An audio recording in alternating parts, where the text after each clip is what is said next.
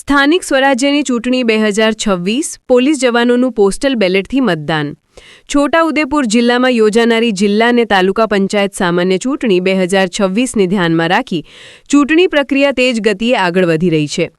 ચૂંટણી દરમિયાન કાયદો અને વ્યવસ્થાની જાળવણી તેમજ વિવિધ ચૂંટણીલક્ષી ફરજો બજાવતા પોલીસ અધિકારીઓ અને કર્મચારીઓ પોતાના મતાધિકારથી વંચિત ન રહી જાય તે હેતુસર જિલ્લા વહીવટીતંત્ર દ્વારા પોસ્ટલ બેલેટ મતદાનની વિશેષ વ્યવસ્થા ઊભી કરવામાં આવી હતી.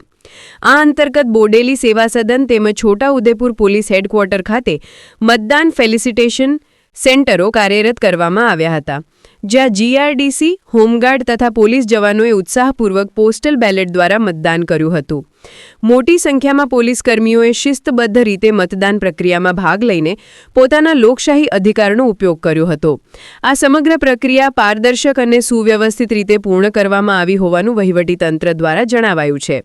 ઉલ્લેખનીય છે કે 26મી એપ્રિલે યોજાનારા સામાન્ય મતદાન પૂર્વે જિલ્લાના ચૂંટણી રક્ષકોએ પોતાના મતાધિકારનો પ્રયોગ કરીને લોકશાહી પ્રત્યેની પ્રતિબદ્ધતા દર્શાવી છે, જે અન્ય મતદારો માટે પ્રેરણાદાયી સાબિત થશે.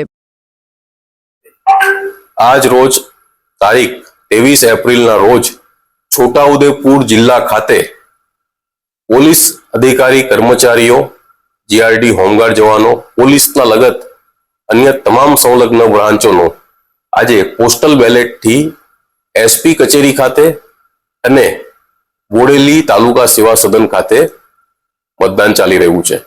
એસપી કચેરી ખાતે છોટાઉદેપુર તાલુકો, કવાંટ તાલુકો, કદવાલ તાલુકો અને પાવીજેતપુર તાલુકો તથા બોડેલી તાલુકા સેવા સદન ખાતે બોડેલી, સંખેડા અને નસવાડી તાલુકાના તમામ પોલીસ કર્મચારી, અધિકારી, જીઆરડી, હોમગાર્ડ અને પોલીસ ખાતાની અલગ અલગ લગત જે કચેરી બ્રાન્ચો છે તેમના કર્મચારીઓનું પોસ્ટલ બેલેટથી મતદાન સવારે 9 વાગ્યાથી ચાલુ રહ્યું છે.